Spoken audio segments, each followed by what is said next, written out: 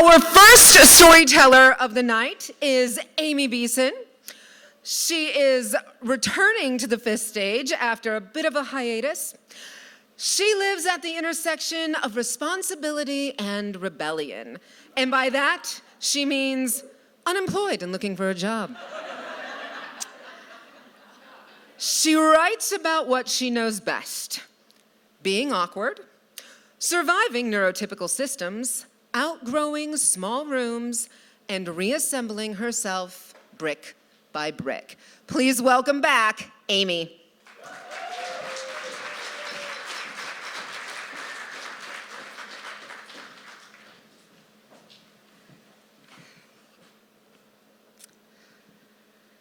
It was August 2004. I was a left-wing, agnostic atheist with a facial piercing. I hated country music. I hated Budweiser. I hated Coors. And I had reached the end of my patience with Oklahoma, the whole state. A cousin in Tucson was striking out on her own and needed another roommate. So by mid-August, I had concrete plans to bust out of that red joint. I submitted my letter of resignation to the mixed bag of folk at my medical billing office job in Oklahoma City. On September 1st, I would load up my dog and all of my worldly possessions and head west. The momentum was dizzying. In hindsight, working up to the day before my escape wasn't the best idea, but I didn't know how long it would take to find a job in Tucson. I wanted to make sure I had money saved and PTO to cash out. So on the evening of August 31st, when Josh, a guy I had been casually dating, called to offer help packing, I gratefully accepted. In hindsight, inviting a situationship over on my last night in Oklahoma wasn't the best idea. But I didn't know we would spend 10% of our time packing, 20% smoking weed, 20% screwing, and 50% in the emergency room. You see, we were in the middle of passionate, last time, candlelit sex on a mattress on the floor because I had already packed my bed frame. That was so hot. I mean, I was burning up. There was smoke. And then I realized my pillow was actually on fire. Having very little in the way of instinctive intelligence, I tried to beat the fire out with my hand, my bare hand. Luckily, it worked. Unluckily, the pillow, being filled with synthetic fibers, melted, and the burning goo stuck to my hand. Josh, having the common sense I lacked after assaulting a fiery pillow, suggested cool water. As I ran naked to the kitchen sink, clutching one hand in the other, I remember yelling, "What the fuck do they make pillows with? Napalm?" Once cooled, the now hardened pillow stuffing peeled off, but the fire suppression side of my hand was covered in a huge white blister. I wasn't sure if it required emergency care, but the pain was so intense I decided I would go. It was 2:00 a.m. when we walked into the ER, and my insurance plan had expired at midnight. After waiting an hour to be seen, they explained they couldn't do much. Slicing the blister open would introduce bacteria. They prescribed painkillers. The bill was $400. My dad arrived at my house, as planned, at 8:00 a.m. I met him at the door with a bandaged hand, wild hair, and the bewildered look of someone sleep-deprived and high as a kite. I introduced him to my friend and to the concept of a pillow fire without details. Luckily, my dad inhabits a world shared only by other engineers who are on the spectrum. And personal details are uninteresting.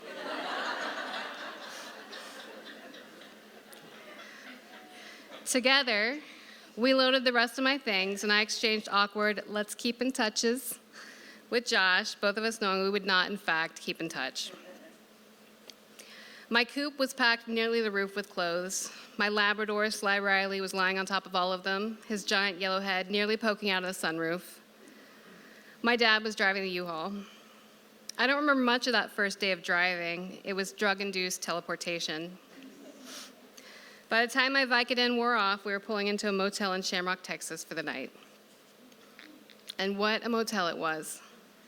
You know the type, the L-shaped, low-slung building with a flickering sign and a green pool. The lot was packed with semi-trucks, which might not be an indication of class for some, but my earliest memory of truckers came from a 1,500-mile road trip with my grandma. Every time we passed a semi, without fail, she would lower the volume of Marty Robbins or Coast to Coast AM, turn to me and whisper conspiratorially, "They all do speed."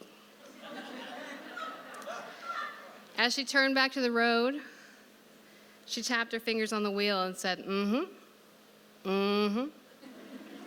Because when you say something outlandish, it's important that you also agree with yourself.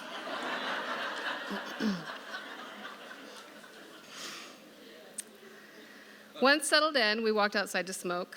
This was back in the day when people smoked real cigarettes. A scruffy fellow with dirty blonde hair sauntered past, made direct eye contact, and flashed a few teeth at me. I smiled politely. This was back in the day when women still felt obligated to smile back. We stubbed out our cigarettes and turned back to our room to get ready for bed. My dad snuggled in on the bed on the farther side of the room, and I fell asleep soon after in the bed nearest the window, my giant dog lying next to me with his head on a pillow. Not long after, I was awakened by a tapping on the window. I ignored it, hoping it would stop, but it didn't. I crept to the window, opened the curtains a little, and squinted out into the darkness. The man from the parking lot, now backlit by arc lamps, was motioning for me to come outside. I shook my head no. He must have been quite sure I was misunderstanding something, so he sweetened the pot. From his shirt pocket, he drew a small cylindrical glass tube, held it up to his mouth, and pantomimed smoking from it, even going so far as to exhale the imaginary smoke. He finished with a few-toothed grin. Again, I shook my head no, but also scrunched my face a little, for emphasis. I checked to ensure the door was locked and collapsed back into bed. He tapped on the window again. I groaned. My dog jumped off the bed, ran to the window, put his paws up on the air conditioning unit, opened the curtain enough for one muzzle, and barked loudly in his face. Labradors are woefully shitty guard dogs, but their size and bark can be intimidating. In this case, it was enough. My dad rolled over and blinked at me. "What's going on?" he asked. I told him about the man outside. What did he want? I think he wanted to smoke crack with me. He thought about this for a moment, turned around to settle back in, and muttered, "I should have brought my 9. For those who don't know, this is a reference to a 9mm handgun. The fact that it was uttered by a smallish engineer who would have a pocket protector if he were more fastidious was delightful. Much like if your 4th grade teacher threatened to pop a cap in, well, any ass, really. We fell asleep. In the morning, we were off. My hand throbbed painfully. The blister had gotten so much worse overnight. It felt like the narcotics didn't make it hurt less, they just made me care less. But at some point, it became unbearable, so I asked my dad to pop into Walmart to buy me an X-Acto knife, and I sliced that fucker open myself. The relief was instant. The bill was $5.